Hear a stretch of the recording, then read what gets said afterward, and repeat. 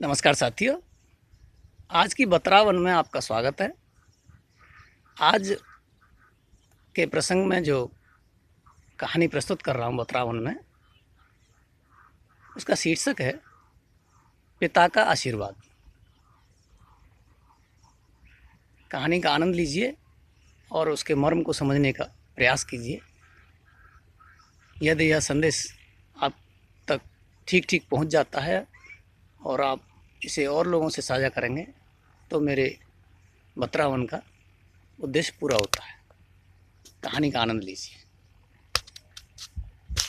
कहानी आरंभ करता हूँ। गुजरात के खंभात के एक व्यापारी की घटना है। जब मृत्यु का समय निकट आया तो पिता ने अपने इकलौते पुत्र को बुलाकर कहा कि बेटा धनपाल, मेरे पास धन संपत्ति नहीं है। मैंने जीवन भर सच्चाई और प्रामाणिकता के साथ काम किया तो मैं अधिक धन संपत्ति नहीं कमा पाया, किंतु मैं तुम्हें आशीर्वाद देता हूँ कि तुम जीवन में बहुत सुखी रहोगे और धूल को भी हाथ लगाओगे तो वह भी सोना बन जाएगी। बेटे ने सिर झुकाकर पिताजी के पैर छुए और आशीर्वाद प्राप्त किया। पिताजी ने आशीर्वाद दिया और बड़े संतोष के साथ अपने प्राण त्याग दिए। अब घर पर खर्च बेटे धनपाल को संभालना था। उसने एक छोटी सी ठेला गाड़ी पर अपना धंधा शुरू किया। धीरे धीरे उसका काम चलने लगा। फिर उसने एक छोटी सी दुकान बना ली।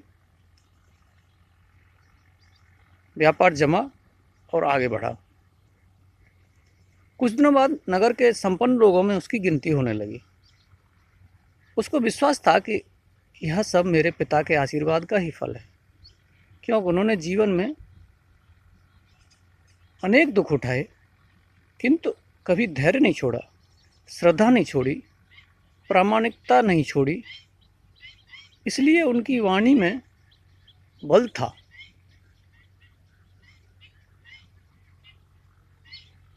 और उनके आशीर्वाद फलीभूत हुए और मैं सुखी हुआ। यह उसका विश्वास दिन पर दिन प्रगाढ़ होता गया। उसके मुख से बार बार यह बात निकलती रहती थी। एक दिन एक मित्र ने पूछा कि यदि तुम्हारे पिता में इतना बल था तो स्वयं संपन्न क्यों नहीं हुए, खुद सुखी क्यों नहीं हुए? धर्मपाल ने कहा कि मैं पिता की ताकत की बात नहीं कर रहा हूँ, मैं उनके आशीर्वाद की ताकत की बात कर रहा हूँ। इस प्रकार वह बार बार अपने पिता के आशीर्वाद की बात करता तो कुछ लोगों ने उसे बाप का आशीर्वाद के नाम से पुकारना शुरू कर दिया। इस पर धनपाल को बुरा नहीं लगता। वो कहता कि मैं अपने पिता के आशीर्वाद के काबिल निकलूं, यही चाहता हूं। ऐसा करते हुए कई साल बीत गए। वह दूर दूर तक व्यापार करने लगा। जहां भी व्यापार करता उससे बहुत लाभ होता। एक बार उसके मन में आया कि मुझे लाभ ही लाभ होता है तो मैं एक बार नुकसान का अनुभव तो करूं। तो उसने अपने एक मित्र से पूछा कि ऐसा व्यापार बताओ कि जिसमें मुझे निश्चित ही नुकसान हो। मित्र को लगा कि इसको अपनी सफलता का और पैसों का घमंड आ गया है। इसका घमंड दूर करने के लिए इसको ऐसा धंधा बताऊं कि इसको नुकसान ही नुकसान हो। तो उसने उसको बताया कि तुम भारत में लौंग खरीदो और जहाज में भरकर अफ्रीका के जंजीबार स्थान पर जाकर बेचो। धर्मपाल को यह बात ठीक लगी। जंजीबार तो लौंग का देश है। वहाँ के लोग भारत में आते हैं और यहाँ 10-12 गुना भाव पर लौंग बेचकर जाते हैं। भारत में खरीद करके जंजीबार में बेचे तो साफ नुकसान दिख रहा है। परंतु धर्मपाल ने तय किया कि भारत में लौंग खरीद कर जंजीबार खुद लेकर जाऊंगा, देखूंगा पिता के आशीर्वाद कितना साथ देता है। नुकसान का अनुभव लेने के लिए उसने भारत में लौंग खरीदे और जहाज में भरकर उनके साथ जंजीबार द्वीप पहुंच गया। जंजीबार में सुल्तान का राज्य था। धर्मपाल जहाज से उतर करके और लंबे रेतीले रास्ते पर जा रहा था वहाँ के व्यापारियों से मिलने को। उसे सामने से सुल्तान जैसा व्यक्ति पैदल सिपाहियों के साथ दिखाई दिया। उसने पूछा कि यह कौन है, तो कहा कि वह सुल्तान है। सुल्तान ने उसको सामने देखकर उसका परिचय पूछा।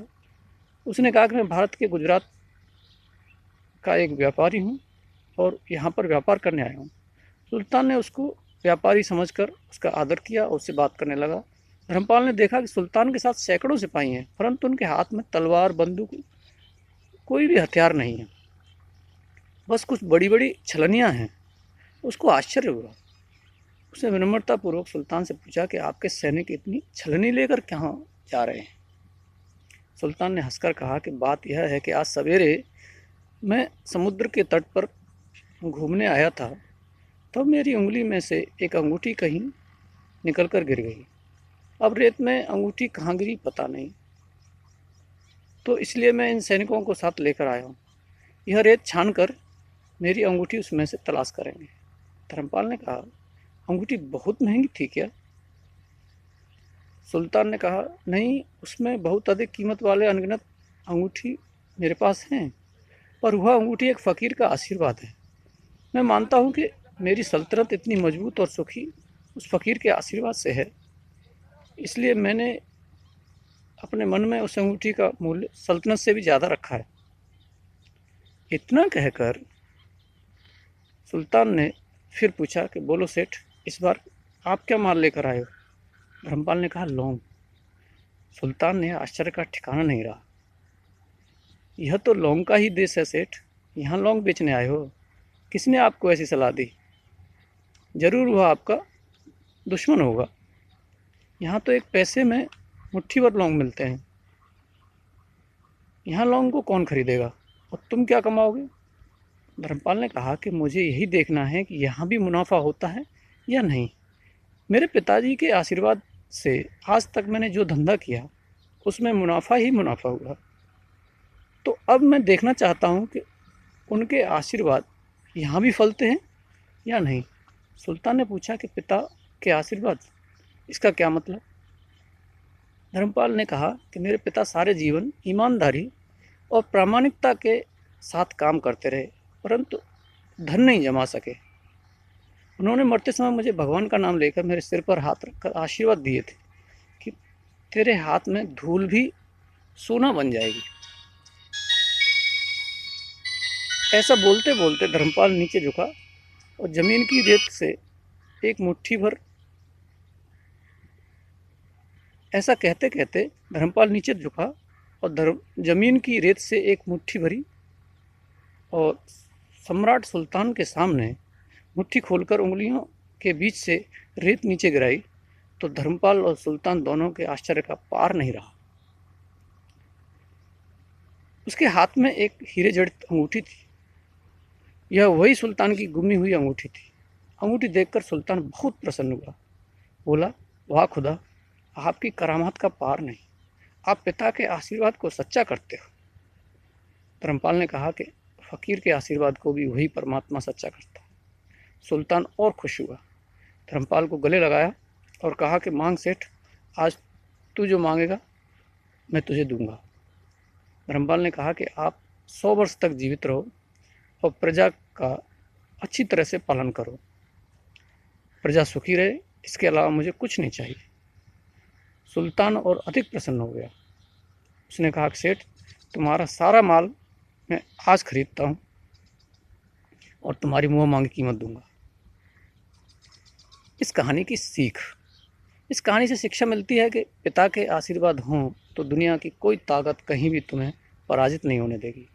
पिता और माता की सेवा का फल निश्चित रूप से मिलता है। आशीर्वाद जैसी और कोई संपत्ति इस जगत में नहीं है।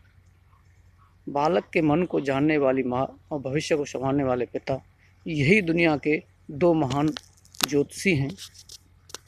बस इनका सम्मान करो तो तुमको भगवान के पास भी कुछ मांगना नहीं पड़ेगा।